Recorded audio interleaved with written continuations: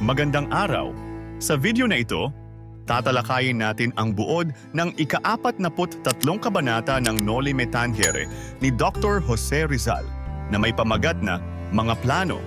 Pag-aaralan din natin ang mga mahahalagang pangyayari, tauhan, tagpuan, talasalitaan, at aral, mensahe o implikasyon na matatagpuan sa kabanatang ito.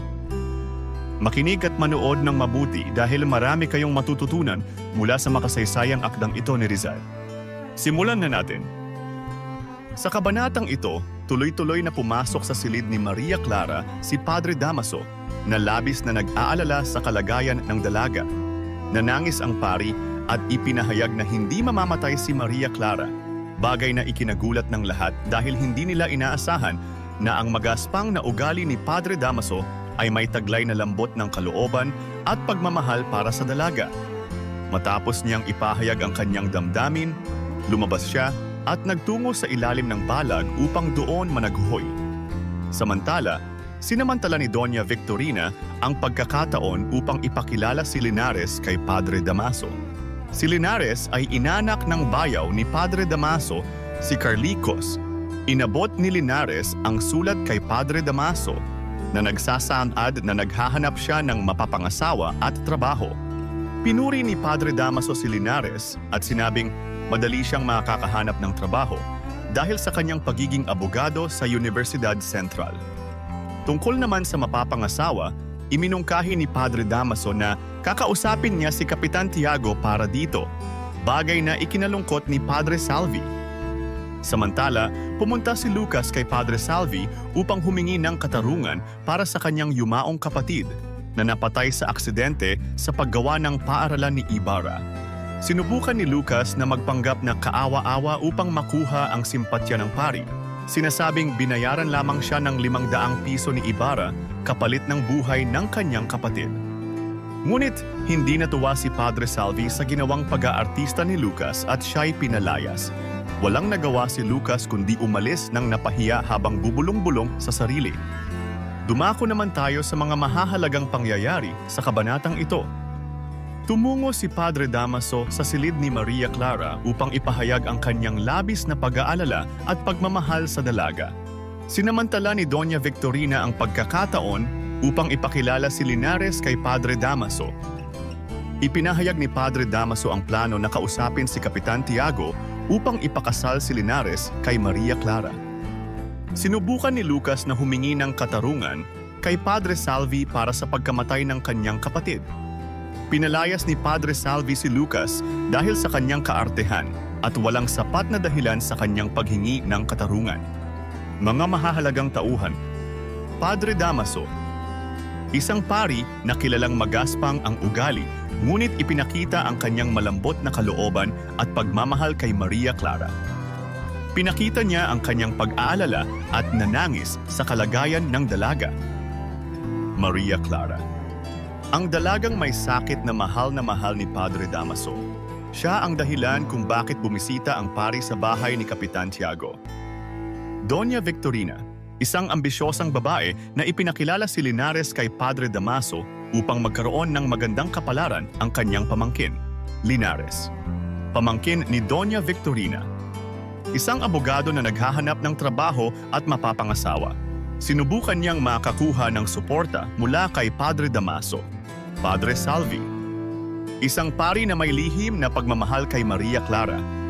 Hindi siya natuwa sa ideya na si Linares ang ipapakasal kay Maria Clara. Lucas, kapatid ng taong dilaw na namatay. Pumunta siya kay Padre Salvi upang humingi ng katarungan at sinubukang makuha ang simpatiya ng pari. Ngunit sa halip ay pinalayas siya. Dumako naman tayo sa tagpuan ng kabanata. Ang tagpuan ng kabanata ay sa bahay ni Kapitan Tiago. Ngayon naman ay talakayin natin ang mga talasalitaan sa kabanatang ito. Nanangis, tumangis o umiyak ng labis, karaniwang dahil sa matinding kalungkutan o pag-aalala.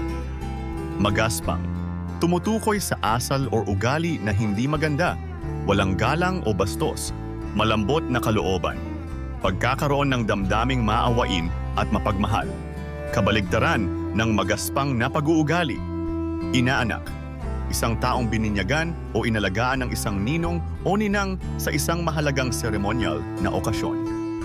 Universidad Central, isang tanyag na universidad sa Espanya kung saan nag-aral si Linares ng abogasya, oportunista. Isang taong nagsasamantala sa mga pagkakataon para sa kanyang sariling kapakinabangan kahit ito ay may negatibong epekto sa iba. Pinalayas, pinaalis o itinaboy mula sa isang lugar dahil sa hindi kanais-nais na kilos o ugali. Pag-uusap, isang dialogo o diskusyon sa pagitan ng dalawang tao o higit pa, karaniwang para sa pagpapalitan ng mga opinyon o ideya. Pagsusumamo, isang taimtim na pakiusap o paghingi ng tulong na may kasamang pagmamakaawa. At ngayon ay alamin naman natin ang ilan sa mga aral, mensahe o implikasyon na ipinakita sa nobela. Ang ipinakitang pagmamalasakit ni Padre Damaso kay Maria Clara ay nagpapakita na kahit ang mga taong tila may masamang ugali ay may kakayahang magpakita ng tunay na damdamin ng pagmamahal at pag-aalala. Ito'y mahalagang paalala na hindi natin dapat husgahan agad ang isang tao base lamang sa kanilang panlabas na kilos. Ang pagtatangka ni Doña Victorina na ipakasal si Linares kay Maria Clara na may halong sariling interes ay nagpapakita ng manipulatibong katangian ng ilang tao na handang isakripisyo ang kaligayahan ng iba para lamang sa sariling ambisyon. Dapat tayong maging maingat sa mga taong ganito upang hindi tayo madamay sa kanilang pansariling agenda. Ang pagbibigay ng mababang halaga ni Ibarra kay Lucas para sa pagkamatay ng kanyang kapatid. Ayon kay Lucas, ay nagpapakita ng kakulangan sa pag-unawa at pagpapahalaga sa buhay ng tao. Mahalaga ang tamang pag-aayos ng ganitong mga sitwasyon upang maiwasan ang galit at paghihiganti mula sa mga nasaktan. Ang mabilis na pagtanggi ni Padre Salvi sa pagpapanggap ni Lucas ay nagpapakita ng kahalagahan ng pagiging totoo at matapat. Ang mga taong nagkukunwari o nagmamanipula ay kadalasang hindi nagtatagumpay dahil sa kanilang hindi makatotohanang mga intensyon. Ang plano ni Padre Damaso na ipakasal si Linares kay Maria Clara ay nagpapakita ng labis na impluwensya ng simbahan sa mga personal na desisyon ng mga tao noong panahon ng kolonyal na Pilipinas. Ito ay isang mahalagang kaisipan na nagtuturo sa atin ng kahalagahan ng kalayaan at karapatan ng bawat individual na pumili para sa kanilang sarili, isang bagay na dapat nating patuloy na ipaglaban. At diyan, nagtatapos ang ika-43 kabanata ng Noli Me Tangere, Mga Plano. Ano ang natutunan mo sa kabanatang ito? I-comment mo na ang iyong sagot. Inaanyayahan ka din namin na i-like, subscribe at i-click ang notification bell para lagi kang updated sa mga susunod naming videos. Hanggang sa muli, maraming salamat sa panonood.